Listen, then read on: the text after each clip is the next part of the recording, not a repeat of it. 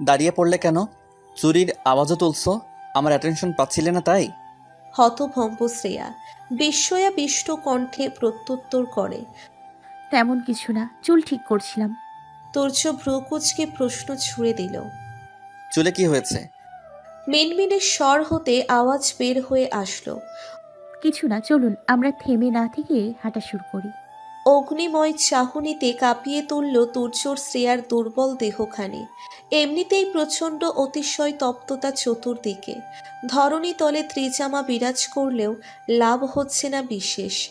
গুমোট আবহাওয়া, তার উপর সামনের ব্যক্তির রক্তিম চাহনি, সব মিলিয়ে নিজেকে টাটকা টাটকা লাগছে শ্রেয়ার। কাঁপতে হলে বিষাদ মিশ্রিত পরিবেশ, শৈত্যের প্রয়োজন নেই। কারো দৃষ্টি যথেষ্টতা আজ অনুভব করল ও। কিন্তু মাথায় ধরে না ভালো। নরম সরম কথা বললেও এই ছেলে রেগে যায় কেন? তোর্য একটু রেগে মেগে ওঠে, গম্ভীর কণ্ঠে বলে। তুমি একটু বেশি পাকনি মেয়ে, হাঁটার দরকার হলে আমি হাঁটতে বলবো না? তোমাকে কোলে নিব নাকি? শুধু শুধু শক্তি ক্ষয় করার ইচ্ছে নেই। সেদিনই করব যেদিন ওজনে 50-এর গণ্ডি পেরোতে পারবে। আগে 60 কেজি হও, তারপর জামাইয়ের কোলে উঠে রোমান্স করার চিন্তা ভাবনা কইরো। তবেই না শক্তি খরচ হলেও আফসোস থাকবে না। তৎপরে বড় বড় পা ফেলে শ্রেয়ার পেছনে গিয়ে দাঁড়ায়। মাথায় চুলগুলো একসঙ্গে করে রাখা কাঁটাটা ঢিলে হয়ে আছে। অনতি বিলম্বে তা খুলে নেয় সে। ছড়িয়ে পড়ে কেশ, ঢাকা পড়ে যায় অনাবৃত এক অঙ্গ, পিঠের এক অংশ। শিরশিরে ভাব জমে শ্রেয়ার মন পাঁজরে। তোর্য কণ্ঠস্বর নরম করে, অথর কোন বাঁকায় ঈষৎ মৃদু। প্রশ্ন করে। কেন আফসোস থাকবে না জানো? কেন? আন মনে অজান্তে অস্ফুট স্বরে কণ্ঠনালী গলিয়ে আসে ছোট্ট এই প্রশ্নটা। খেই হারিয়ে ফেলেছে শ্রেয়া। মাদকতা মেশানো কণ্ঠ শুনে অশনির সংকেত বাজছে হৃদয়স্থলে। নিমেষেই তুর্য জবাব দেয়। তুমি হাড্ডি মন্ত্রী থেকে গুলুমুলু মন্ত্রী হবে তাই। দ্বিতীয়ত, রোমান্স মাধ্যমে সকল ক্লান্তি শক্তি সবকিছু পুষে যাবে। লজ্জায় নত বদনে হাসে শ্রেয়া। এমন মানুষও ওর এত বছরের জীবনে কোনো কালেই দেখেনি। রাত্রি প্রহরে রাস্তায় দাঁড়িয়ে কী সব বলছে, দেখবেই বা এমন করে। ওর অপূর্ণতার জীবনের প্রথম পুরুষ যে এই লেকচারার সাহেব। মুখটা বড্ড লাগামহীন।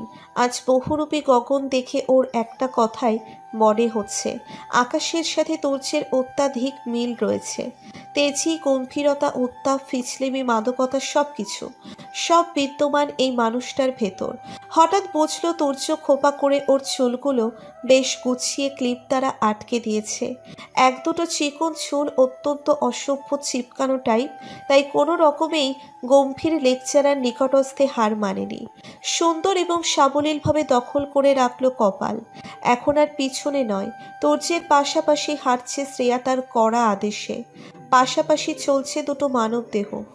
আকাশ দেখে মনে হচ্ছে বৃষ্টি হবে, কিন্তু পরিবেশে গরমের বিচরণ। উষ্ণতা সহ্য করেই হাঁটাহাঁটি। আকস্মিক হিমশীতল সমীর আসলো, আলিঙ্গন করল শ্রেয়ার সমস্ত কায়া। তীব্র গতিতে স্পন্দিত হতে লাগে বক্ষস্থল। নিজের হাতের দিকে তাকালো ও, যা বন্দি কারো হাতের মুষ্টিমেয়। চমকিত নয়নজোড়া মেলে আর চোখে চাইল। তোর্য সামনের দিকে নজর রেখে গম্ভীর স্বরে বলে উঠল। চমকানোর কিছু নেই। ইচ্ছে ছিল বউকে নিয়ে রাস্তায় হাঁটবো, হাতে হাত ধরে। দুর্ভাগ্য যে তুমি বউ হয়ে গেলে, তাই তোমাকে দিয়েই কাম চালানো। তুর্য হাতটা আরো শক্ত করে ধরল। শ্রেয়ার মনে বিষণ্ণতা নেমে আসে। সত্যিই কি তুর্যের দুর্ভাগ্য? ওকে বউ হিসেবে পেয়ে কত স্বপ্ন অপূর্ণ থেকে যাচ্ছে মানুষটার। হয়তো স্বপ্নগুলো সাজিয়েছিল অহমিকার সঙ্গে, তাকে কল্পনা করে। পর মুহূর্তেই মন বলল, যাকে নিয়ে সাজানো হোক না কেন, পূর্ণতা তো তোর সাথেই পাচ্ছে। ইতস্তত করে মিহি কণ্ঠে বলল। একটা কথা বলি। পাশ হতে প্রতি উত্তর আসে কর্ণকুহরে। বলো।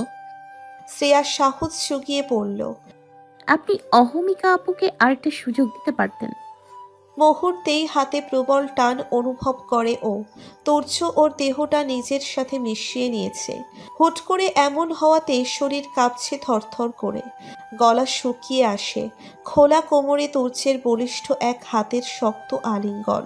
শিউরে ওঠে শ্রেয়া। তাকায় ভয় ভয় দৃষ্টিতে। কাজল দেখি আঁখি দয়ে ভাসমান হয় তোর্যের ক্রুদ্ধ দৃষ্টি, লালচে চোখ। দূরের ওই খুঁটিতে লাগানো নিয়ন বাতির দীপ্তির ছটা এসে আরও চালিয়ে তুলছে যেন চাহনি। শ্রেয়া ঠাউর করল, ভুল কথা বলে বসেছে, অন্যায় করেছে ভীষণ বড়। মুখ খুলে কিছু বলতে যাবে তখনই তুচ্ছ চাপা গর্জন করে ওঠে, ঝাঁঝালো কণ্ঠে হিস হিসিয়ে বলে ওঠে, তোমরা মেয়েজাত বড্ড ভেজাল টাইপের। সঠিক তো বুঝোই না, উল্টো স্বামীর প্রাক্তন থাকলে সেটা নিয়ে হিংসা করো, খোঁচা মারো। এমন ধাক্কা মারবো উড়ে গিয়ে মাঝ রাস্তায় পড়বে। তখন তোমার এই ছোট্ট চিকন চাকন দেহ গাড়ির নিচে পিষে যাবে। নেহাত আমি 2 বিয়ে করতে চাই না, তাই বেঁচে গেলে। গাধা কোথাকার। শ্রেয়া তপ্তা খেয়ে চেয়ে আছে, দৃষ্টিতে এক রাশ ভয়।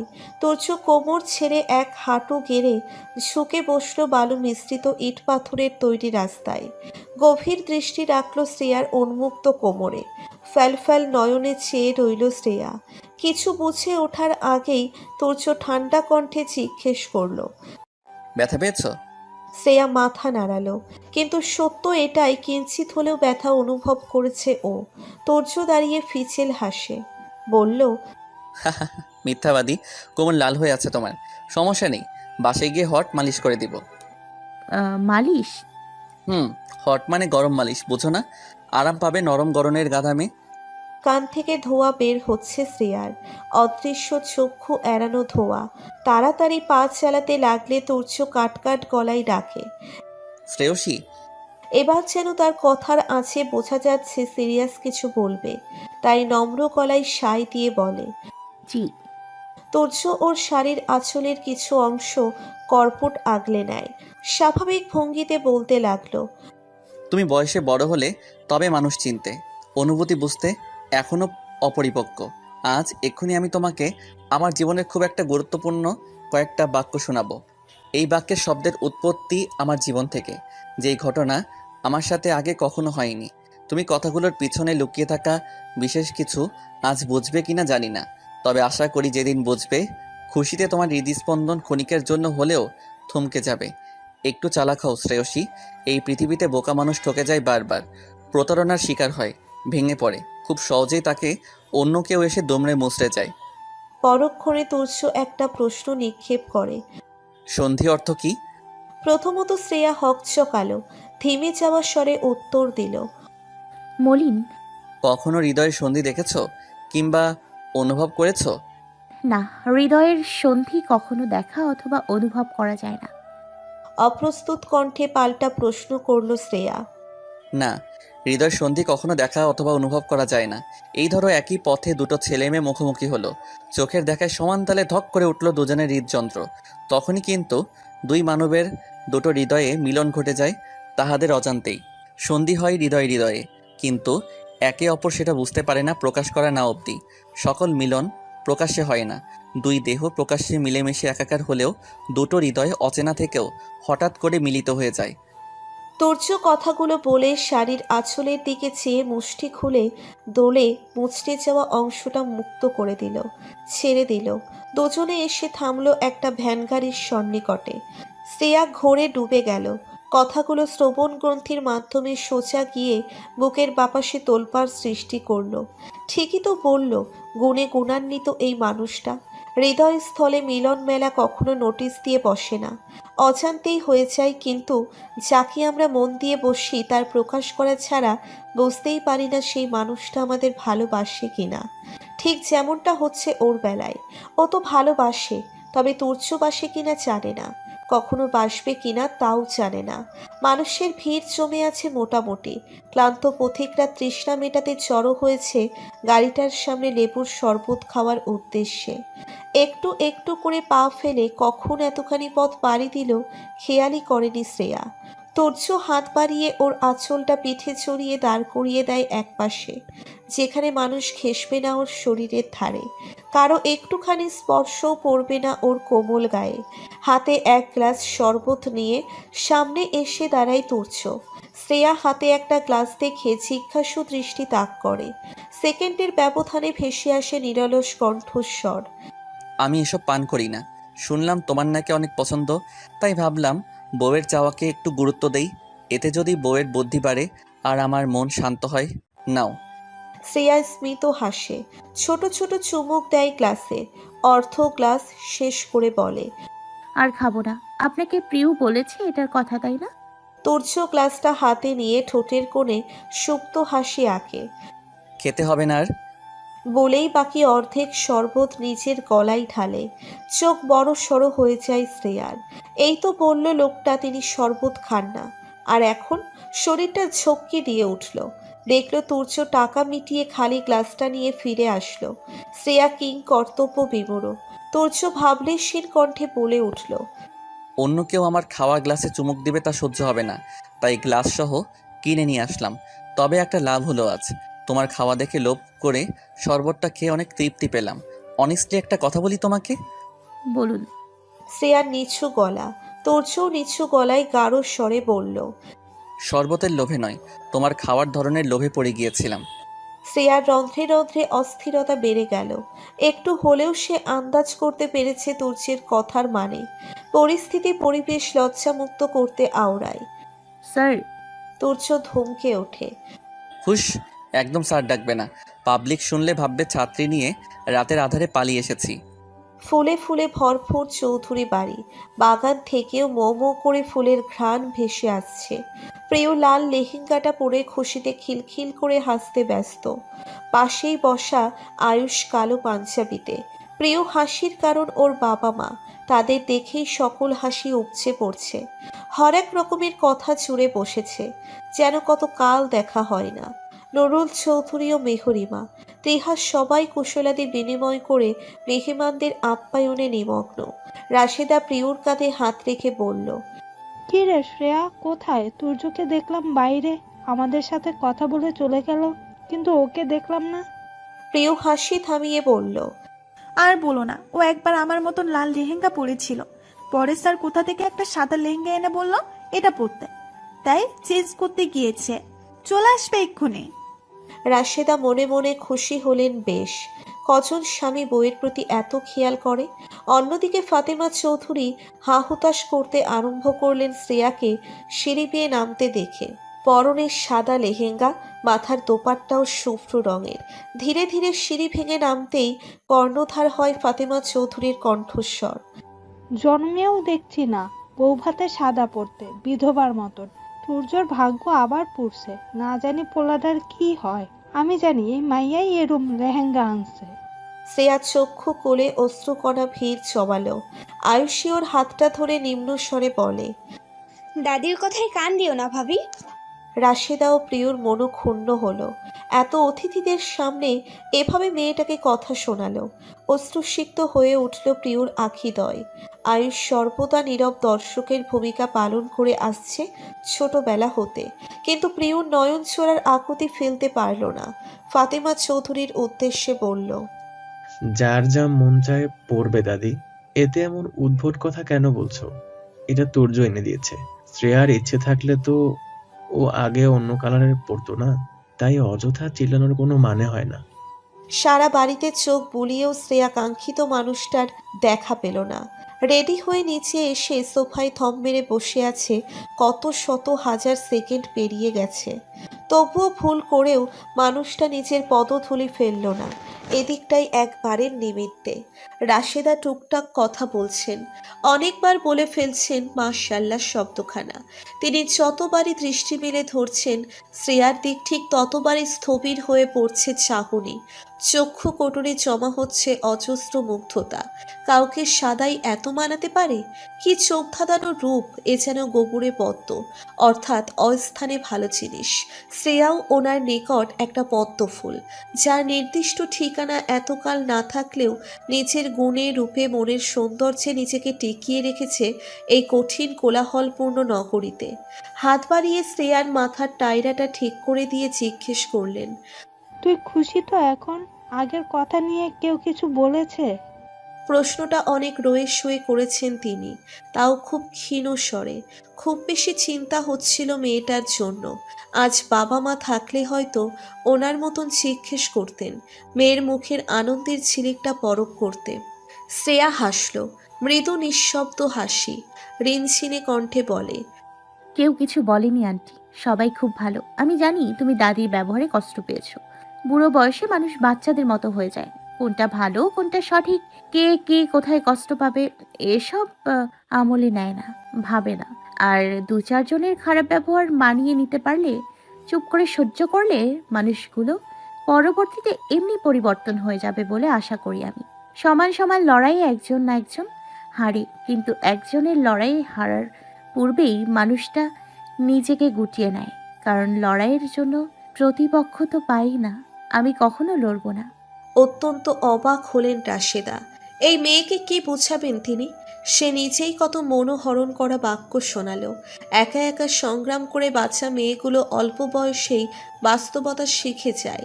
শ্রেয়া তারই এক ত্রুটিহীন উদাহরণ। ফাতেমা চৌধুরী আসন ছেড়েছেন আয়ুষের কথায় পরাজিত হয়ে সেই কখন। আয়ুষও চলে গেছে বাহিরে। খাবারের আয়োজন বাহিরেই করা হয়েছে।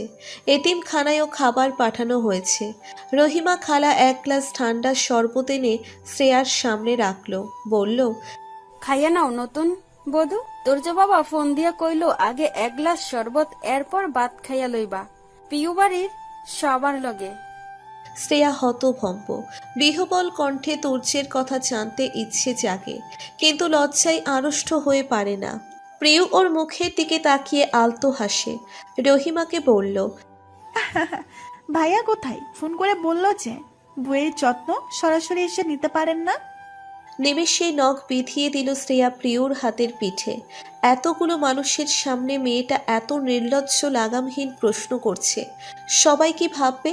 অনেকেই মুখ টিপে হাসছে। রহিমা শাড়ির আঁচলটা মাথায় টেনে বলল, তোর যে বাবা তো এতিমখানায় গেছে খানা দানা লইয়া, একেবারে সবার খাওয়া হইলেই আইব। আমারে নতুন বধূর দায়িত্ব দিয়া গেল। প্রিয় ঠোঁট গোল করে বলল, ও আচ্ছা খালা। এতিমখানায় গিয়েছে মানুষটা। শ্রেয়ার ইচ্ছে ছিল আর একবার যাওয়ার। জীবনে বেড়ে ওঠার গল্পটা শুরু তো সেখান থেকেই। বেশ স্পৃহা জাগে সেই চিরচেনা মৃত্তিকায় পা রেখে কল্পনায় মোহিত হয়ে একটাবার আলিঙ্গন করতে মাদারকে। জীবন কত কিছু শেখায়, কত কিছু ত্যাগ করে। চেনা মানুষেরা জড়ো হয় স্মৃতির পাতায়, পড়ে থাকে অতীতে। টেবিল থেকে গ্লাসটা তুলে কয়েক চুমুক খেলো সে। এই লোক কাল রাত থেকে ওকে শরবত খাওয়াচ্ছে। মতিগতি ভালো ঠেকছে না। ওর পেটকে বড়সড় একটা পুকুরে পরিণত করার ফন্দি এঁটেছে নাকি? ভাবনা মাত্রই প্রিয় নিচু গলায় কানের কাছে ফিসফিস করলো, এত ভালোবাসা! যা গরম পড়েছে তার জন্য ভাইয়ার কত চিন্তা। সর্প তো পাঠিয়ে দিল বইয়ের অন্তর ঠান্ডা করতে। স্ত্রীও এত আদর প্রেম কেমনে হজম করছিস? বলোস না প্লিজ। গালে লালের প্রলাপ পড়েছে শ্রেয়ার। আসলেই তুর্য এমনি এমনি কেন ওর জন্য এত চিন্তা করছে? শুধু বউয়ের যত্নের জন্যে? ভালো না বেশিও বউকে কেউ এভাবে আগলে রাখতে পারে? প্রত্যেক অ্যারেঞ্জ ম্যারেজ এমন হয়? এর পেছনে একটুখানি অনুভূতিও কি লুকায়িত থাকে না? ভাবতে ভাবতেই ভিতরে ভিতরে ক্লান্ত। কি করে বুঝবে ওই রহস্যময় গম্ভীর লেকচারারের মন কথা? রসায়নের জৈব যৌগ এর থেকে ঢের সহজ। মেহরিমা হাসি মুখে এগিয়ে আসলেন ত্রিহান ওনাকে সাথে নিয়ে। সম্মান রক্ষার্থে শ্রেয়া প্রিয়র উদ্দেশ্যে বললেন, বাইরে চলো, দুজন খাবে। পরক্ষণে রাশেদের দিকে চেয়ে বলল, চলুন বিয়াই, অনেক দেরি হয়ে গেল, এখন খেয়ে নেওয়া দরকার। রাশেদার মোক্ষম সুযোগ পেয়ে গেলেন নিজের মনে সাজিয়ে গুছিয়ে রাখা কথাটা পারার। দুই অথর প্রসারিত করলেন, আপনার যদি আপত্তি না থাকে তাহলে আজ প্রিয়র সাথে শ্রেয়া ও তুর্যকেও নিয়ে যেতে চাইছি। আপনি কি বলেন? মেহরিমা থমথমে গলায় বলে উঠলেন, যেতে চাইলে নিয়ে যান, বাকিটা তুর্যের মর্জি। ওর বউ ওর অনুমতি ছাড়া ওকে কি কেউ কিছু বললেও বাড়িতে তুফান বয়ে যায়। দিব্যি বুঝল উপস্থিত সবাই মেহরিমা অপ্রকাশ্যে খোঁচাটা শ্রেয়াকেই মেরেছে। মলিন মুখে উঠে দাঁড়ায় ও। প্রিয়র মা সূক্ষ্ম নিঃশ্বাস ছেড়ে হাসি বজায় রেখেই বললেন, আচ্ছা। একটা তপ্ত দুপুর, অপরাহ্ন কেটে পৃথিবীর দুয়ারে হাজির হয় গোধূলির লগ্ন। শ্রেয়া লেহেঙ্গা সামলে বাহিরে আসলো। সেকেন্ড, মিনিট, ঘন্টার পর ঘন্টা পার হলো, অথচ আজ আর বাড়িমুখো হয়নি তুর্য। আয়ুষ ফোন দেওয়াই জানায় শ্রেয়াকে নিয়ে এতিমখানা পর্যন্ত আসতে। অতঃপর সেখান থেকেই যাবে প্রিয়দের বাড়ির দিকে। মেহমান বিদায় দিতে চৌধুরী বাড়ির সবাই বাহির অব্দি আসলেন। শ্রেয়া নুরুল চৌধুরীর সামনে দাঁড়িয়ে অতীব নম্র কণ্ঠে দুটো শব্দ মিলিয়ে বাক্য বনে। আসি বাবা। নুরুল চৌধুরী হাসলেন না, চোখ মুখও কুচকালেন না, অতি স্বাভাবিক ভঙ্গিতে বললেন। মেহরিমাকে আসি আম্মা বলতেই তিনি দাঁতে দাঁত চেপে সবার অলক্ষ্যে আওড়ায়। মরে যেও, তবু আমার বাড়ির আঙিনায় তোমার পা না পড়ুক। আর শ্রেয়ার নেত্রকোণে জল জমে, গড়িয়ে পড়ার অভিপ্রায়। এভাবে কেউ বলতে পারে? নরম মনটা ক্ষত বিক্ষত হলো মুহূর্তেই। এত ধারালো কেন কথা নামক অস্ত্র? এ পৃথিবীতে বিশাল বিশাল অস্ত্রের প্রয়োজন নেই। মানুষের কণ্ঠনালী হতে তৈরি কথার অস্ত্র খুবই তীক্ষ্ণ ধারালো। চাইলেই অন্য একটা মানুষের আত্মার হত্যা করতে পারে নিমেষেই। একবার ছুরির আঘাতে রক্তে ঝরে সময় নষ্ট ব্যতীত কিন্তু কথার আঘাতে মানুষ রক্তাক্ত হয় ধীরে ধীরে। বুক ফাটে, কিন্তু তা দেখানো যায় না। শ্রেয়া কথার মাত্রা না বাড়িয়ে নিঃশব্দে গাড়িতে গিয়ে বসে। টুপ করে মেকআপে সজ্জিত গাল স্পর্শ করে এক বিন্দু অশ্রু ব্যতিব্যস্ত হাতে মুছে নেয় কেউ দেখার পূর্বে। আয়ুষ ড্রাইভিং সিটে বসা ছিল। গাড়ির সামনে রাখা টিস্যু বক্স থেকে একটা টিস্যু পেছনের দিকে বাড়িয়ে দেয়। রাশভারী কণ্ঠে বলে, মুছে নাও। শ্রেয়া হকচকিয়ে গেল। আমতা আমতা করে বলে, ঠিক আছে ভাইয়া। দেখতে পাচ্ছি। ছোট্ট আয়নাখানায় দৃষ্টি রেখে কথাটা বলে আয়ুষ। প্রিয় পাশের সিটে বসে হাতের চুড়িগুলো খুলে রাখছিল। হাতটা চুলকাচ্ছে খুব খুব। নিজ কাজেই মগ্ন থেকে বলে ওঠে রসাত্মক করে, নিশ্চয় আয়ুষ ভূত দেখছে মিররে, তাই জলদি নাক মুখে জল মুছতে বলছে। তাড়াতাড়ি মুছে নে, আমার জামাইয়ের হাত অ্যাটাক হতে পারে তোর মতন ভূত দেখে। তাকিয়ে দেখ, কান্নার দাপটে মেকআপ খতম। অশ্রুসিক্ত নয়নে ঠোঁট ছড়াই শ্রেয়া। টুকটুকে গাঢ় লাল ওষ্ঠাদয়ে স্মিত হাসি অনেকখানি জায়গা লিখে নেয় নিজের নামে। এ দুটো মানুষ যে ওর জন্য আরো কত কি করবে। টিস্যুটা হাতে নিয়ে লাজুক ভঙ্গিতে আওড়ায়। ধন্যবাদ ভাইয়া। বিনিময়ে আয়ুষ্য অথর প্রসারিত করে, হাসি তৃপ্তির হাসি, জানালার দিক মুখ রেখে। কিন্তু তা যে প্রিয়র চোখে বাধা পড়ে অত্যন্ত সহজে। চোখে মুখে হাসি ভাসে ওর। মন ভরে প্রাণপণ দিয়ে প্রত্যাশা করে শেষ নিঃশ্বাস অবধি জীবনটা এমনই থাকুক।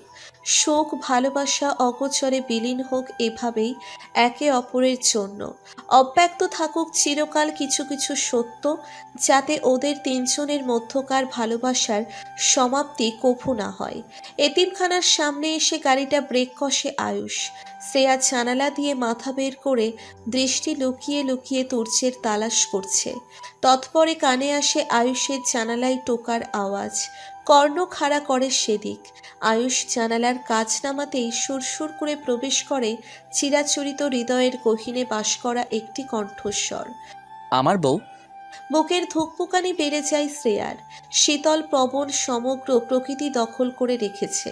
আয়ুষ ছোট্ট নিঃশ্বাস ফেলে বলে, পিছনে গার্ড দিয়ে সহি সালামতে নিয়ে আসলাম ভাই, তোর অমূল্য রত্ন। শ্রেয়া কান খাড়া রেখেই সবটা শোনে। মনটা কেমন কেমন করে ওঠে। এই কথাগুলো ভালোবাসাময় তো? স্রেফ স্ত্রী বলে এত কিছু ওর মন মানতে অপারক, নারাজ। অকস্মাৎ পাশের দরজা খুলে যায়। হাত বাড়ায় কেউ একজন, ঝুঁকে সামান্য। কিঞ্চিত দেখেই শ্রেয়ার হৃদস্পন্দন নিয়ন্ত্রণ হারিয়ে বড্ড অস্বাভাবিক উথাল পাথাল ঢেউ অভ্যন্তরে। নর্মাল এটা পাতলা সাদা পাঞ্জাবি পরা তুর্যের। গলার দিকটায় একটু একটু কাজ করা। হাতের লোমস্য ঘামের অস্তিত্ব। নিয়ন বাতিতে স্পষ্টত সব কিছু। ঢোক গেলে শ্রেয়া কাপা কাপা হাতটা রাখে তুর্যের হাতের উপর। সঙ্গে সঙ্গে মুঠোয় পুরে ওকে গাড়ি থেকে বের করে নিয়ে এলো তুর্য। গাড়ির দরজাটা সশব্দে লাগিয়ে আয়ুষকে বলল, তোরা যা, আমরা আসছি কিছুক্ষণ পরই। বিনা বাক্যে চলে যায় আয়ুষ। শ্রেয়া স্তব্ধ, নিবিড় হয়ে দাঁড়িয়ে থাকে। ওকে ল্যাম্পপোস্টের নিম্নতলে দাঁড় করায় তুর্য। বিমূঢ় দৃষ্টি নিক্ষেপ করতেই দেখে তুর্য বুকে হাত বেঁধে চেয়ে আছে নির্নিমেষ। ভাবভঙ্গি বোঝা অসম্ভব। চোখে কেবল ওর প্রতিচ্ছবি ভাসছে। পা থেকে মাথা পর্যন্ত গুনে গুনে 3বার চক্ষু দৃষ্টি ফেলেছে। অতিরিক্ত এই চাহনি হৃদয়ে নিংড়ে দিচ্ছে ওর। তুর্য চোখের পলকে কোমর চড়িয়ে কোলে তুলে নিল। আকস্মিকতায় সহসা শিরশির করে কেঁপে ওঠে দেহ অঙ্গ প্রত্যঙ্গ। ভাজে ভাজে কম্পন আর কম্পন, তীব্র হতে তীব্রতর। তুর্য সম্মুখে দৃষ্টি রেখে বলে, আমার দুপুর বিকেল সন্ধ্যার ক্লান্তির অবসান। হতবাক হতবুদ্ধি শ্রেয়া। ওকে সাথে করে আনা গাড়িতে বসিয়ে দিল তুর্য। ড্রাইভিং সিটে এসে বসতেই একটা প্রশ্ন করে বসল সে। প্রচণ্ড সাহস খরচ হলো তাতে। এটাও কি স্বামীর অধিকারে করেছেন? তুর্য নির্লিপ্ত কণ্ঠে বলে, যদি বলি হ্যাঁ, তাতে কি স্বামীর অধিকারে একটা চুমুটুমু পাবো? আরক্ত হয়ে সিটে সেটে গেল শ্রেয়া। তুর্য ওর দিকে চেয়ে গম্ভীর কণ্ঠে বলে, আকাশের দিকে তাকাও তো। কেন? তোমাকে বউ ভেবে সুন্দর কয়েকটা বাক্য শোনাবো তাই। তুর্যের কণ্ঠে রাগের মিশ্রণ। পাল্টা প্রশ্ন করলেই তার যত রাগ। কথোপকথন শ্রেয়া দূরের ওই অম্বরে দৃষ্টি নিক্ষেপ করে। রূপালী একটা চাঁদ, আলো ঠিকরে পড়ছে ধরণীতে। চোখ ধাঁধানো রূপ তাহার। অনতি বিলম্বে শ্রেয়ার সমস্ত তনুতে শিহরণ খেলে যায়। সিটে রাখা হাতে হাত রাখে তুর্য। অপর হাতে ওকে বন্দিনী বানায় নিজের বক্ষে।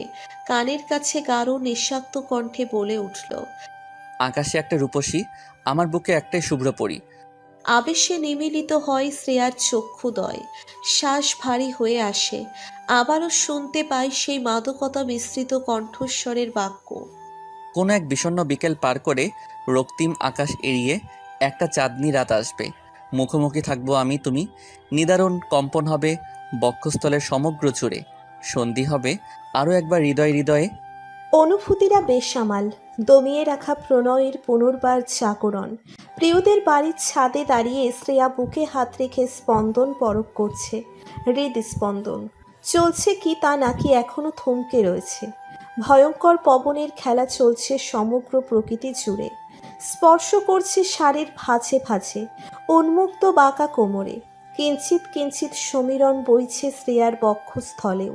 থেমে থেমে উতাল পাতাল গর্জন হচ্ছে। চিকন ওষ্ঠ যুগলের বেশ খানিক জায়গা মৃদু তৃপ্ত হাসির দখলে।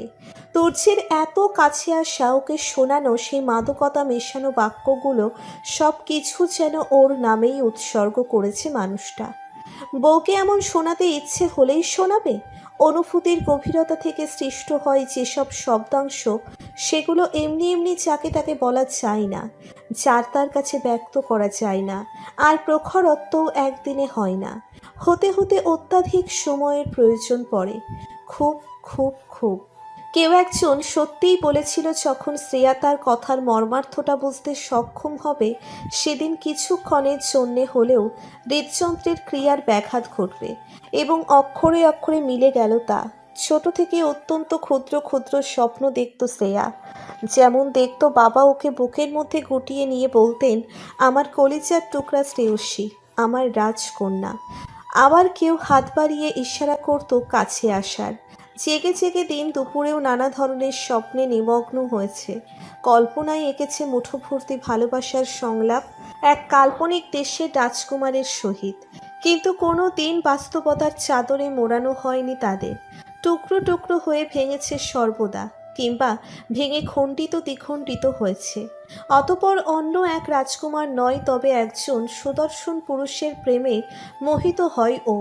না দেখেই তাহার প্রতি জন্ম নেয় বিশাল বিশাল অনুভূতি। সেই স্বপ্নও ভাঙে, বিক্ষিপ্ত হয় মন। তৎপরে সেই সুদর্শন পুরুষ নিজের অবয়ব প্রদর্শন করে, কাছে টানে, পূরণ করতে ব্যস্ত ওর ভালোবাসা পাবার স্বপ্নটা অপ্রকাশ্যে, অতি সন্তর্পণে। প্রিয় ওকে দাঁড় করিয়ে সেই যে নিচে নামলো, আসার কোনো খবরাখবর মিলছে না। প্রায় ঘন্টা তিনেক পূর্বে প্রিয়দের বাড়িতে এসে তুর্য আর ও। পথিমধ্যেই একটা কথাও বের হয়নি গম্ভীর সেই পুরুষালী কণ্ঠস্বর হতে। কিন্তু শ্রেয়ার তনু মনের তরঙ্গ একটুও কমেনি, একটুও না। শ্বাসরুদ্ধকর ছিল মুহূর্তখানি। তুর্য কতটা অবলীলায় কণ্ঠে মাদকতা মেশালো, কতটা নেশাক্ত বাক্যদয় ওর কর্ণে ঢেলে সরে গেল নীরবে নিশ্চুপে। তখন থেকে একটা কথাও বলেনি। এখানে এসে প্রিয়র দাদি মামি সবার সঙ্গে কুশলাদি বিনিময় করে রাশিদার দেখানো রুমে গিয়ে ফ্রেশ হয়ে নেয়। শ্রেয়ার সাথে সাথে যায়নি রুমে, কারণ দর্শানো হলেও একটাই দেখাতো স্পন্দনের ভার। এতই স্বাভাবিক লাগছিল স্পন্দন যে শরীরটা বড্ড টালমাটাল করছিল। ইনিয়ে বিনিয়ে থেকে যায় প্রিয়র মামির নিকট কতক্ষণ। তারপর দেখে পাঞ্জাবি পাল্টে একটা কালো শার্ট সুঠাম দেহে জড়িয়ে তোর্য নেমে এসেছে ডান পাশের সিঁড়ি ভেঙে। আয়ুষও আসে সাথে। রাশেদা কোথাও যাবে কিনা জিজ্ঞেস করতেই জানায় দুই ভাই একটু বাহিরে যাবে। ব্যাস, তারপর আর কি, প্রস্থান ঘটায় দুজনেই। শ্রেয়ার এতে লাভই হয়েছে। আপাতত তোর্যের মুখোমুখি হতে চাইছিল না। বউ ভেবে প্রেমময় বাক্য নিবেদন করেছে, কখন না বলে বসে চলো আরও ভিন্ন ভিন্ন এক্সপেরিমেন্ট করি, যেগুলো জামাই বউ সম্পর্কিত। এমন ব্যাকা তেরা গম্ভীর ধাঁচের লোকই কেন ওর বর হতে হলো? সব কিছুকে প্রকাশ্যে হতে পারে না? ওর মতন গাধার মাথায় এত এত কথার আসল অর্থের সমাধান হবে? এত না বোঝার মধ্যে একটা বাক্য ভালোই মস্তিষ্কে ধারণ হয়েছে নিখুঁতভাবে, এবং সেটার অর্থও জেনে গেছে শ্রেয়া। পশ্চাৎ দিক থেকে কোমরে হাত পড়তেই অদূরে ফেলা দৃষ্টি সংকুচিত হয়ে আসে শ্রেয়ার। ছোট ছোট হয় চক্ষু ছোড়া। ঝটকা দিয়ে হাতটা সরিয়ে তরতর করে ঘুরে দাঁড়ায় ও। প্রিয় সশব্দে হেসে ওঠে। হাসির দাপটে দেহে ঢেউ খেলছে। চাঁদের ময়ূক ও ছাদে লাগানো বাতির ধীমে ধীমে আলোয় তার মুখশ্রীতে অজস্র মুগ্ধতার সমারোহ। কি স্নিগ্ধ মেয়েটা! শ্রেয়া বিমোহিত নেত্রে চাইতেই প্রিয় হাসি থামিয়ে ভ্রু নাচালো।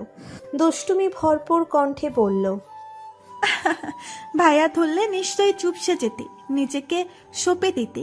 আমি একটু ভালোবেসে ধরলাম, কেমন ঝাড়া মারলি। আহা বান্ধবী এমনই, বিয়ের পর জামাইয়ের মধুমাখা আদর সব ভুলে যাই, সব। শ্রেয়ার হাসি পাচ্ছে মেয়েটার কথায় কাণ্ডে। অকস্মাৎ ছোঁয়ায় ভয়ে তাড়নায় সরিয়ে দিয়েছিল। যদি জানতো এটা প্রিয়, তাহলে কখনো এটা করতো না। সুযোগ পেয়ে ভালোই পিঞ্চ মারছে সে। শ্রেয়া ইচ্ছে করেই হা হতাশ করে, মিনমিন করে বলে, আদর? এমন আদর করে আমি শুধু বান্ধবী না, একদম দিন দুনিয়া ভুলে বসি। প্রিয় ঠিকঠাক শুনল না। দক্ষিণা বাতাসে কথা উড়িয়ে নিয়ে গেল বোধহয়। আরেকটু কাছে এসে প্রশ্ন করে, কি বললি শ্রেয়? বুঝিনি তো। কিছু না, তোকে কখনো ভুলবো না, সম্ভব না। আমাকে দাঁড় করিয়ে কোথায় গিয়েছিলি? প্রিয় আঙ্গুল দিয়ে ছাদের মেঝেতে ইশারা করে। শ্রেয়ার চক্ষু গিয়ে ঠেকে সেদিকটায়। দেখে মেঝেতে ছোট্ট একটা ট্রেতে 2 কাপ চা। সঙ্গে সঙ্গে মাথায় হাত ওর। মৃদু চেঁচিয়ে ওঠে, লেট লতিফ উপাধিটা তুই এমনি এমনি পাসনি প্রিয়।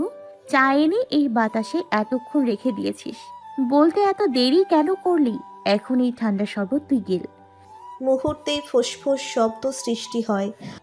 ভালো করলেও দোষ। কত কষ্ট করে বানিয়ে এনেছি, আজ পর্যন্ত জামাইকে 1 কাপ চা বানিয়ে খাওয়ালাম না। বয়ফ্রেন্ড থাকতে রান্না করে খাওয়াইনি, আর তুই আমার হাতের রান্না খেয়েছিস কিন্তু কখনো প্রশংসা করিসনি। অভিশাপ দিচ্ছি, তুর্য ভাইয়ের প্রেসারে তোর এক একটা লম্বা কেশ অল্প বয়সে বুড়ি যেন হতে পারে।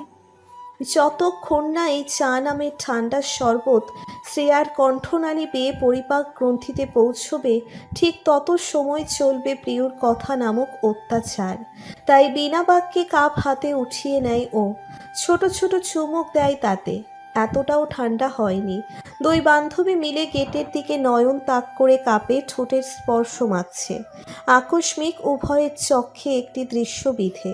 তুর্য ও আয়ুষ ফিরেছে, এতে অবাকতার বিষয় নেই, কিন্তু চমকপ্রদ হলো তাদের হাতের একগাদা ব্যাগপত্র। প্রিয়র অবাক কণ্ঠস্বর, ভাইয়া আর আয়ুষ কি শপিং করার জন্য বাইরে গিয়েছিল? আমি তো জানি না। পাশ থেকে প্রত্যুত্তর করে শ্রেয়া। খেতে নিচে চল। শ্রেয়ার মন উসখুস করছে। প্রিয় এমনভাবে বলছে যেন ওরা বাচ্চা আর নিচে ওদের জন্য গিফট নিয়ে আসা হয়েছে। তাড়াহুড়ো করে ছুটে গেলে পরে তুর্য হেয়ালি করে বলবে, কি বাচ্চা বউ গিফট এনেছি ভেবেছ? এক চুল পরিমাণ ছাড়ও দিবে না, কিন্তু প্রিয়র সাথে সেটা শেয়ার করতে পারল না সে। যেতে হলো অগত্যা। নিচে এসে দেখে এলাহি কাণ্ড কারখানা। বাজার করে এনেছে বাড়ির 2 জামাই। এটা বলে বলে রাশেদা আবেগ আপ্লুত হয়ে পড়েছেন, মন ভরে দোয়া করেছেন। তিনি কখনো ভাবেননি এত দায়িত্ববান হবে শ্রেয়া ও প্রিয়র জামাই। এমন করে শ্বশুর বাড়ির মানুষদের খেয়াল রাখবেন। রান্নার জন্য বিভিন্ন জাতের শাকসবজি, গরুর গোস্ত, মুরগি সব এনেছে। সবার জন্য অনেক গিফটও হাজির। শ্রেয়ার মন বলছে 2 ভাই পুরো বাজার মাথায় তুলেছে। রান্নাঘরের এক পাশে দাঁড়িয়ে সবকিছু অবলোকন করছে ও। রাশিদার মুখে তুর্যের প্রশংসায় ফোয়ারা।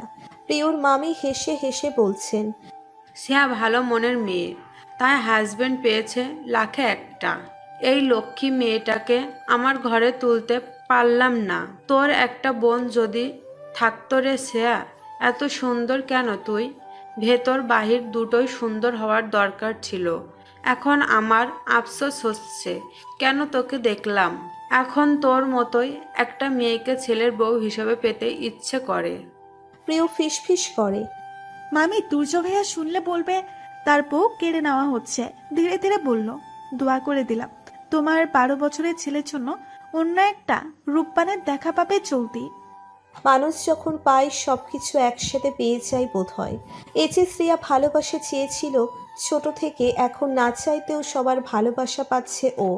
ওর ইচ্ছে করছে এগুলো বাক্সবন্দি করে রাখতে। যদি কখনো দুঃখের দিন আসে, বাক্স মুক্ত করে একটু একটু করে ভালোবাসা নিবেও।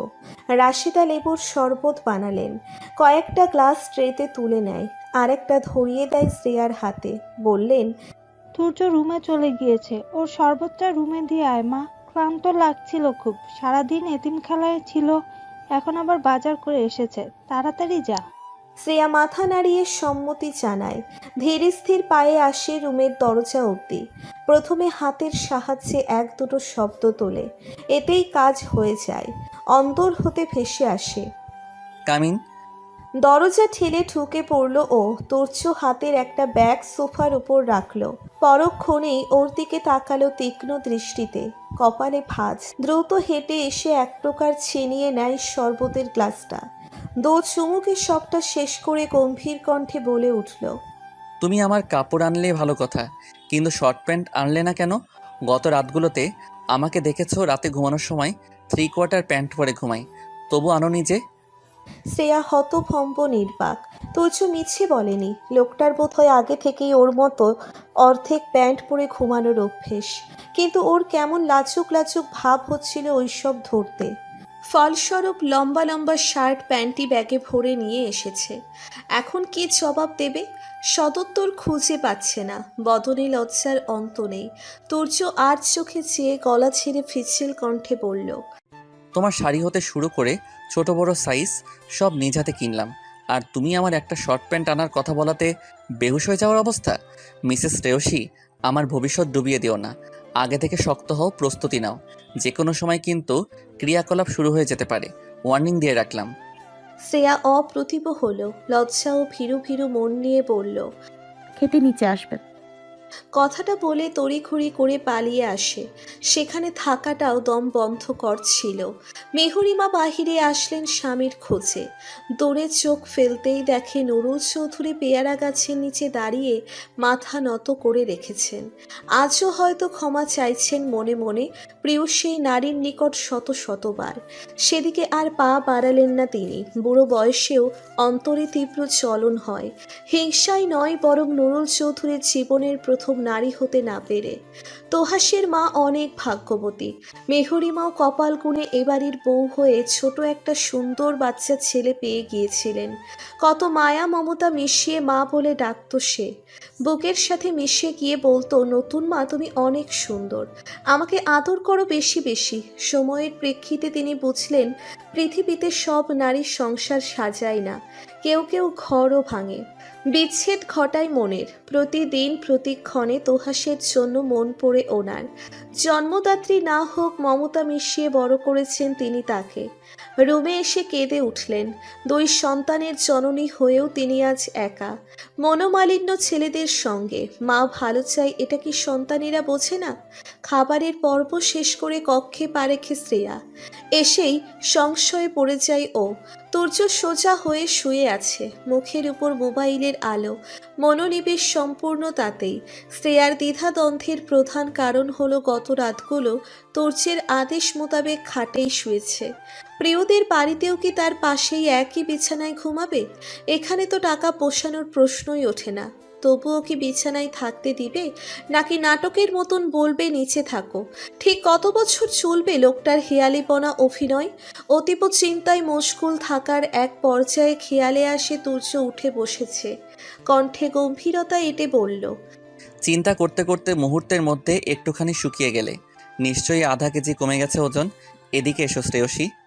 তাজ্জব হলেও গুটি গুটি পায়ে কিছুটা এগিয়ে গেল ও।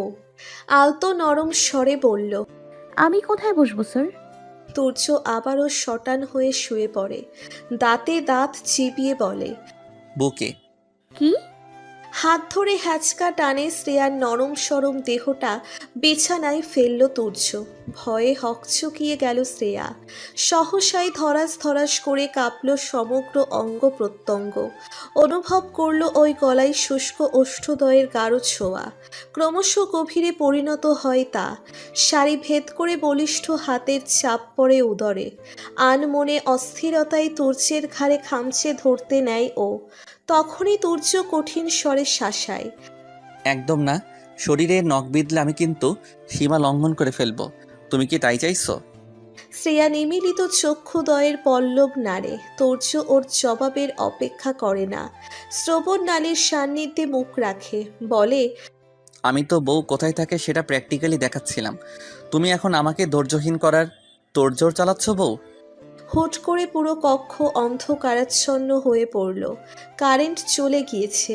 তুর্য এটা নিয়েও কথা শোনায়, গাঢ় স্বরে বলে ওঠে, সবকিছু কেমন তোমার পক্ষ হয়ে আমাকে কিছু একটা ইশারা করছে। শ্রেয়ার রন্ধ্রে রন্ধ্রে শিহরণ তর সইল না আর।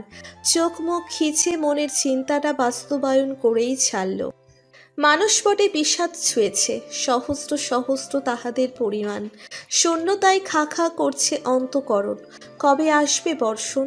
জলধারার শীতল আলিঙ্গনে হিম হবে ভিতর কোন ক্ষণে? আষাঢ়ের জল আদেও কি স্পর্শ করবে ভূমিকে? প্রচণ্ড তাপদাহে তারা যে ফেটে চৌচির, কিন্তু শ্রেয়ার ন্যায় নয়।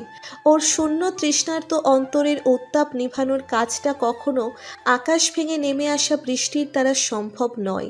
এই অগ্নিতেজের শীতলীকরণ হবে কেবল কেবল তুর্য নামক শ্রাবণ মাধ্যমে।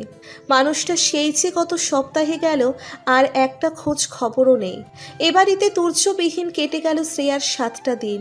তন্মধ্যে বেশ ঘটনা ঘটেছে।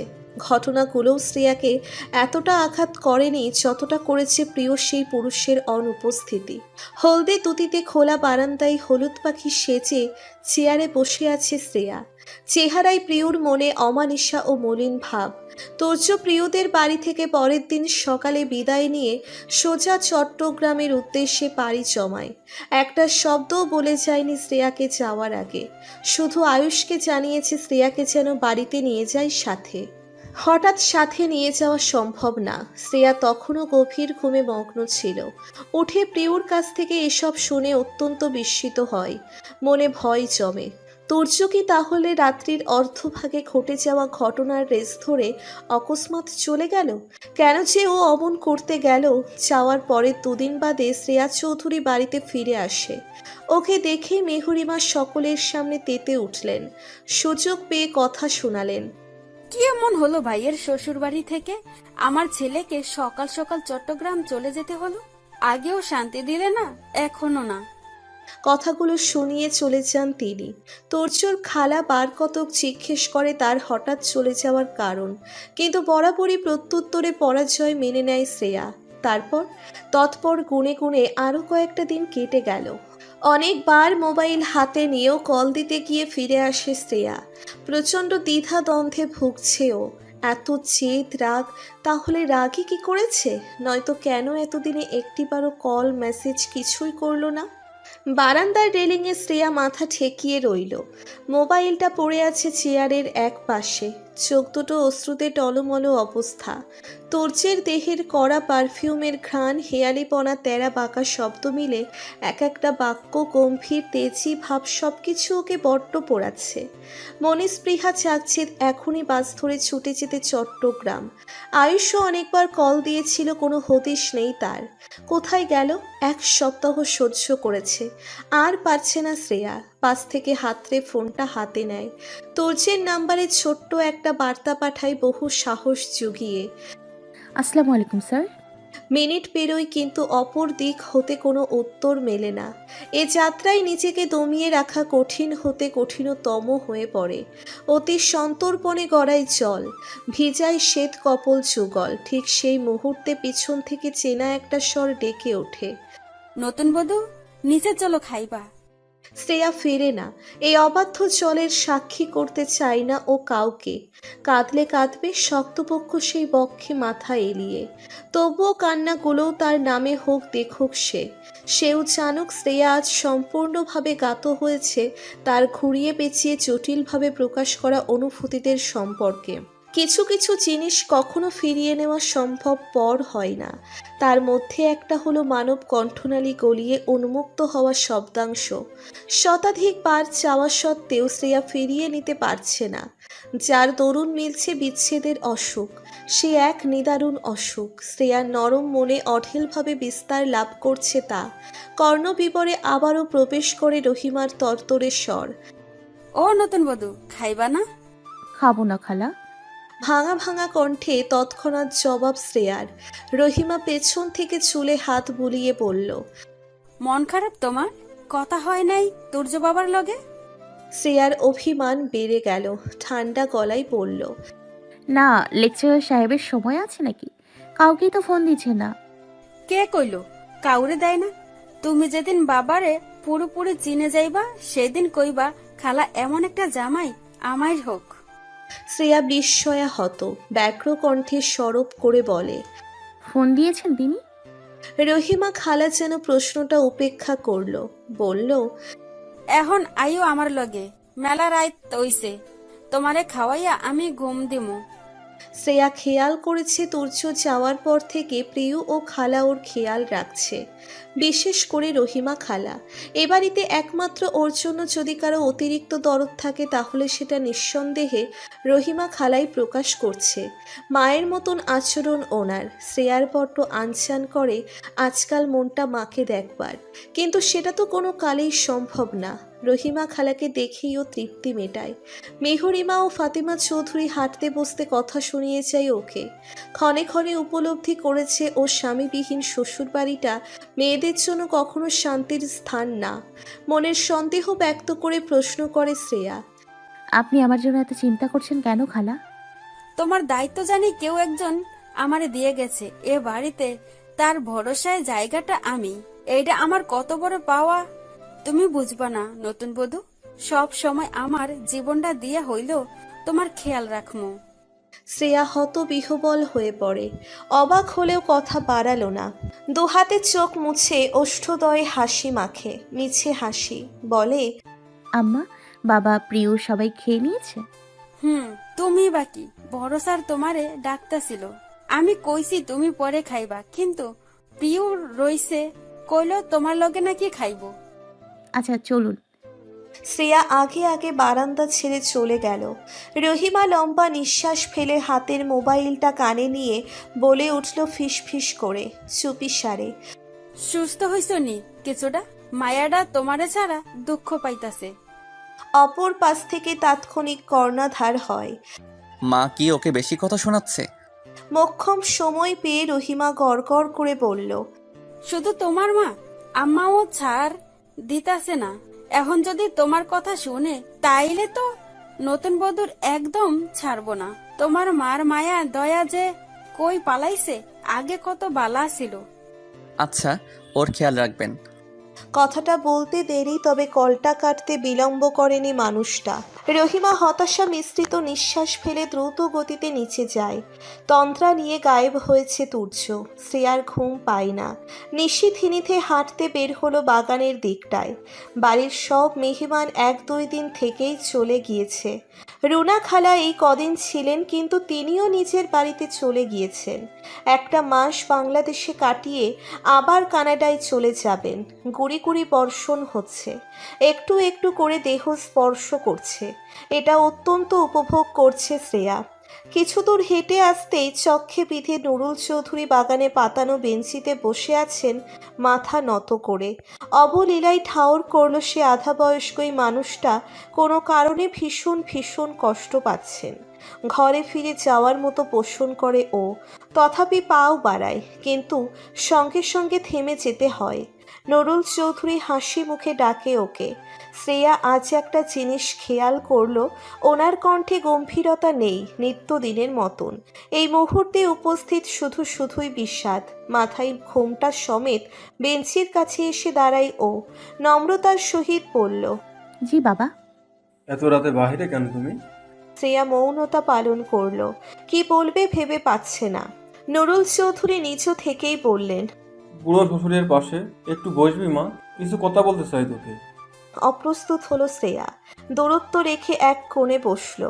কখনো তো বাবার সান্নিধ্যে যাওয়া হয়নি, বাবার আদর কেমন হয় সেটাও ওর জানা নেই।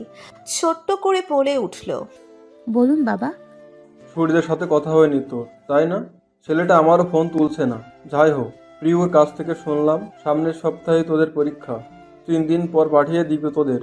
তখন আমাকে গিয়ে জানাস তো আমার ছেলেটা কেমন আছে। ওর মন মতন বাবা আমি হতে পারলাম না, না পারলাম পরিবারের ভালো কর্তা হতে। তোর শাশুড়ি এই কয়দিন তোকে অনেক কথা শুনিয়েছে, আমি খেয়াল করেছি। আসলে ওর দোষ নেই, আমরা সবাই পরিস্থিতির শিকার। মনে একটা ভয় থেকেই এরকম করে। তোয়াশের মতো তুর্যকেও হারিয়ে ফেলার ভয়। কিছু মনে না করলে একটা প্রশ্ন করি বাবা। খুঁতখুঁত স্বরে অনুমতি চাইল শ্রেয়া। নুরুল চৌধুরী নির্দ্বিধায় বললেন, আমি জানি তুই কি প্রশ্ন করবি। সম্পর্কে তোর শ্বশুর হতে পারি, কিন্তু তুই আমার মেয়ে। তোকে প্রথম দিন থেকেই নিজের মেয়ে ভেবে আসছি আমি। বাবার জীবনে কয়েকটা কথা জানার অধিকার মেয়ে রয়েছে, আমিও আমার মেয়েকে শেয়ার করতে চাই। তোয়াশা আমার প্রথম স্ত্রী সন্তান, আমার বড় ছেলে। তোয়াশের মা মায়া ছিল আমার বান্ধবীর মেয়ে, গ্রামের মেয়ে ছিল। বড্ড পড়ালেখায় ঝোঁক ছিল মেয়েটার। তখন সবে সে ম্যাট্রিক দিয়েছে। ওর ক্লাসের সকল মেয়েদের প্রায় বিয়ে হয়ে গিয়েছিল, কিন্তু তার মাথায় ভূত চাপে সে ইন্টার পাস করবে। ওদের গ্রামে তখন কোনো কলেজ হয়নি। আম্মা এটা শুনে তার বান্ধবীকে বুঝিয়ে মায়াকে এখানে নিয়ে আসে। এটুকু বলে শব্দ করে হেসে উঠলেন নুরুল চৌধুরী। পাঞ্জাবির হাতা দিয়ে মুখ মুছলেন। শ্রেয়া যেন ঘোরে আছে। নুরুল চৌধুরী সামনের দিকে তাকিয়েই বলে উঠলেন, অবাক হচ্ছিস? জানিস তোর মধ্যে ঠিক মায়ার স্বভাব, চুপ করে সব সহ্য করা, জবাব না দেওয়া। কথায় কথায় ও একদম এমন ছিল। তোর প্রথম শাশুড়ি থাকলে তোকে কলেজায় ঢুকিয়ে রাখতো।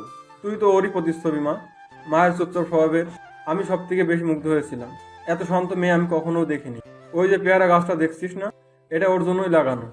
অনেক পছন্দ ছিল ওর পেয়ারা। অবশ্যই এটা আমি আগে লাগাইনি, ওর মৃত্যুর পর লাগিয়েছি, অনেক পর। তোষা তখন ভার্সিটিতে পড়ে। শ্রেয়া মাথা উঁচিয়ে সদর্পে দাঁড়ানো পেয়ারা গাছটার দিকে ঘাড় বাঁকিয়ে তাকায়। বাগানের নিভু নিভু দীপ্তি ও চাঁদের রূপে বড় বড় পেয়ারা ভাসছে অক্ষিপটে। ভালোবাসা বোধ হয় এমনই হয়। প্রিয় মানুষটা নেই, অথচ তার স্মৃতি আঁকড়ে ধরে দীর্ঘ দীর্ঘ নিঃশ্বাস বিমোচন করছে খোলা প্রকৃতিতে কেউ আড়ালে আবডালে। কি অতি দারুণ যন্ত্রণা! তাকে চাইলেও ছোঁয়া যাবে না, আঁকা যাবে না চক্ষু ক্যানভাসে, শুধুই অনুভব করা সম্ভব। ছুঁয়ে দেখা যাবে তার পছন্দের জিনিসগুলো। শ্রেয়া এক্ষুনি ঠাউর করে হৃদয় মিলে গেলে স্পর্শের প্রয়োজন পড়ে না।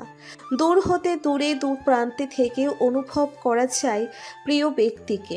হৃদয়ের মিলন ব্যতীত স্বামী শ্বশুর শাশুড়ি কারোর সাথেই সুখে শান্তিতে থাকা পসিবল হয়ে ওঠে না। মনে মন মিললেই তো সুখ। আনতস্বরে রয়ে শুয়ে বলল, আমি আপনার গাছ থেকে পেয়ারা খেয়েছি বাবা, মিষ্টি ছিল খুব। নুরুল চৌধুরী ওষ্ঠদ্বয় প্রসারিত করলেন, বললেন, জানি মা, আগে কাউকে অনুমতি দিতাম না, পরে একসময় না দিয়ে থাকতে পারলাম না। যার জন্য লাগালাম সে তো কখনো খেতে পারবে না, তার সে অন্যদেরই খাওয়ার সুযোগ করে দিলাম। শ্রেয়ার ভারী ভালো লাগছে শ্বশুর মশাইয়ের কথাগুলো। মনের বিষাদ কমেছে, এসেছে অনেকটা। আষাঢ়ে প্রকৃতিতে শ্রাবণ হাওয়া বইছে যেন। আবছা আবছা অন্ধকারের নির্মল পরিবেশে মিশে যাচ্ছে ওদের তপ্ত নিঃশ্বাস।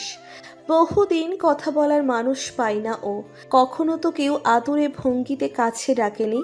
যখন জানলো আজ কেউ ওকে নিজের কন্যার স্থান দিয়েছে, মনটা কেমন আহ্লাদি হয়ে উঠেছে।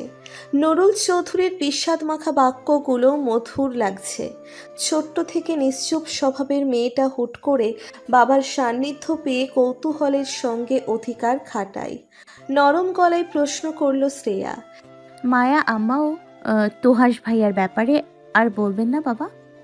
কেন বলবো না মা, আজ আমার মেয়ের কাছে মনের সব জমানো কথা বলবো।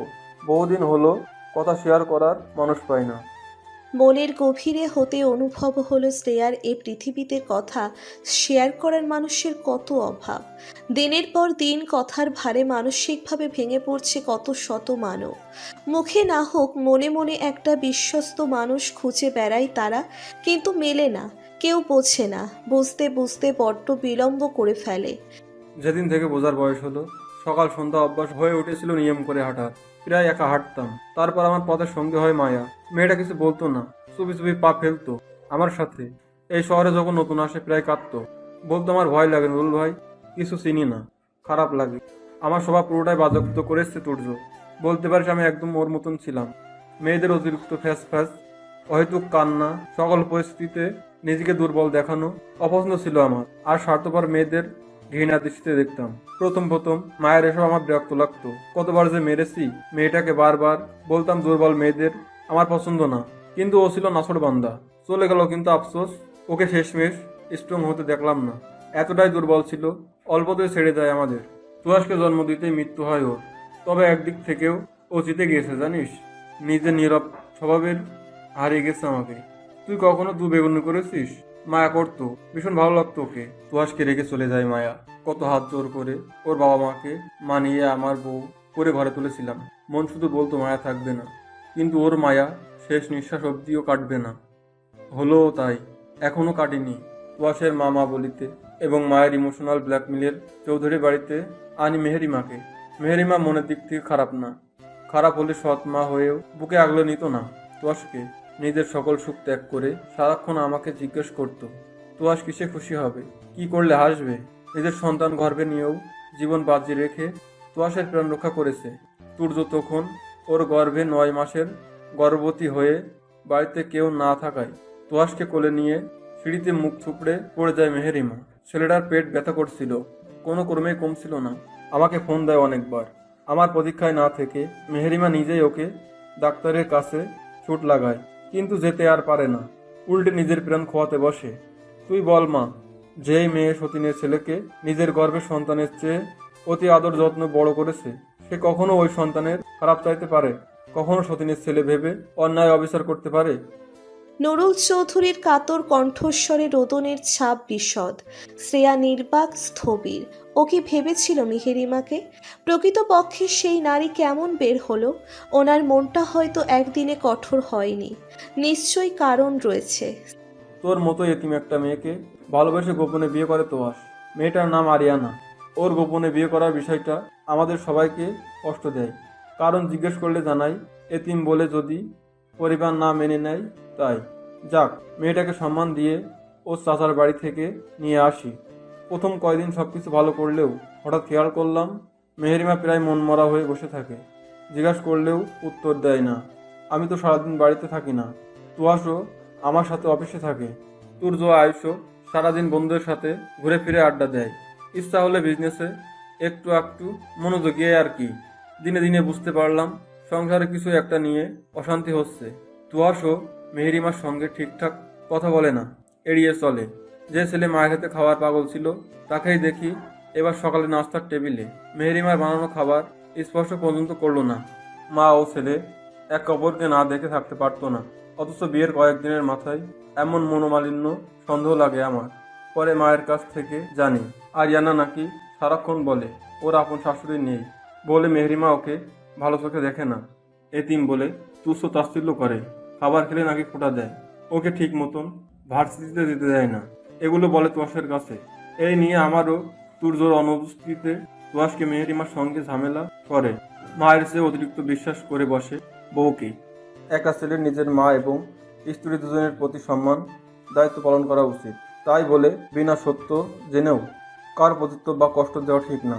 আরিয়ানা এসেছে মাত্র কয়েকদিন, কিন্তু মেহেরিমাকে আমি বছর খানিক ধরে দেখছি। যাকে এতিম সহজ সরল ভেবে একটা সংসারের দায়িত্ব দিতে চেয়েছিলাম, সেই মেয়ে তছনছ করে দিল সব কিছু। মা ও ছেলের মাঝে রক্ত অপমান পরের পার্থক্য টেনে আনে। মেয়েটার রূপ সুন্দর ঠিকই, কিন্তু তোমার মতো সুন্দর মনে হয়নি। ভাবো তো, ছোট ছেলেকে সব দিয়ে দিব, বড় ছেলেকে সম্পত্তি কম দিব, প্রত্যেক ঘরে যা হয় আর কি। আমাকে একবার বললেই হতো, কিন্তু না বলে আমার পরিবারে ভাঙন ধরায়, মা ছেলের বিচ্ছেদ ঘটায়। এভাবে চলতে চলতে ওদের বিয়ের 3 মাসের মাথায় একটা বড় সড়ো কাণ্ড ঘটে যায়। আরিয়ানা মিসক্যারেজ হয়, দোষে পড়ে মেহেরিমার ওপর। আরিয়ানা নাকি তোয়াসকে জানায় মেহেরিমা খাবারে কিছু মিশিয়ে দিয়েছে, খাওয়ার পরে এমন হয়েছে। সেদিন বাড়িতে তুর্য সহ সকলে থাকায় একটা হুলুস্থুলুস কাণ্ড বেঁধে যায়। আরিয়ানাকে হসপিটাল থেকে নিয়ে এসেই চিল্লাচিল্লি শুরু করে তোয়াস। মেহেরিমাকে বলার সুযোগ না দিয়ে ঘৃণা চোখে তাকিয়ে বলে, সতীনের ছেলে বলে এমন করলে? নিজের ছেলের বউ হলে পারতেন। তুর্যর বউয়ের সাথে এমন করবেন আপনি? বাচ্চা মেরে ফেললেই নিজের অংশ ছেড়ে দেব ভাববেন না। কেন মারলেন আপনি আমাদের বাচ্চাটাকে? নিকৃষ্ট মহিলা, বাচ্চাও সম্পত্তির ভাগ পেয়ে যাবে, তাই সহ্য হতো না আপনার? আমি পেপার পড়া বন্ধ করে রুম থেকে এসে গম্ভীর স্বরে ডাকি কেবল তোহাসকে। ও সাথে সাথে আমাকে এমন একটা কথা বলে, তখনই আমার হৃৎপিণ্ডটা দুভাগে ভাগ হয়ে যায়। মা, ভুলে যায় আমি সকল সুখ। ব্যথায় জর্জিত হয়ে পড়ে আমার শরীরটা। কানে বাজার কথাগুলো। আপনিও যোগ আছেন এই মহিলার সাথে, নয় এত শাসন করেন কিভাবে তিনি এই বাড়িতে? বুঝিয়ে দিলেন বাবা দ্বিতীয় বিয়ে করলে দ্বিতীয় বউয়ের গোলাম হয়ে যায়। প্রথম বউয়ের সন্তানের কথা মাথায় থাকে না, দ্বিতীয় নারীর মেহে পড়ে। ওর সেই বিষাক্ত বাক্যগুলো শুনে আমি কিছু না বললেও তুর্য সহ্য করতে পারে না। যে ভাইকে সম্মান করে এসেছে সবসময়, রাগের কষ্টে তার কলা চেপে ধরে গর্জে ওঠে ছেলেটা। কিন্তু তোয়াস ওকেও দুমড়ে মুচড়ে দেয়, বলে, তুইও মিসেস মেহেরিমার মতো। আমাকে আরিয়ান জানিয়েছে বাসায় একা পেলে ওকে কিভাবে রাগ দেখাতি, এতিম বলে অবজ্ঞা করতি। নিজের বউয়ের প্রাণ রক্ষা করতে হলে তোর সাথে আর থাকা যাবে না। তাই বলে ভাবিস না আমার ভাগ সবটা একা ভোগ করবি। ব্যাস, চলে গেল তোহাস। আমি ওকে আটকানোনি। মেহেরিমা চেষ্টা করেছে। তুর্য একটাই ক্ষোভ আমার প্রতি, কেন আমায় ওকে আটকালাম না? ওর মতো সন্তান ভুল করলে বাবা মা কেন দূরে ঠেলে দিল? নুরুল চৌধুরী কি তাহলে পারফেক্ট বাবা হতে পারেননি?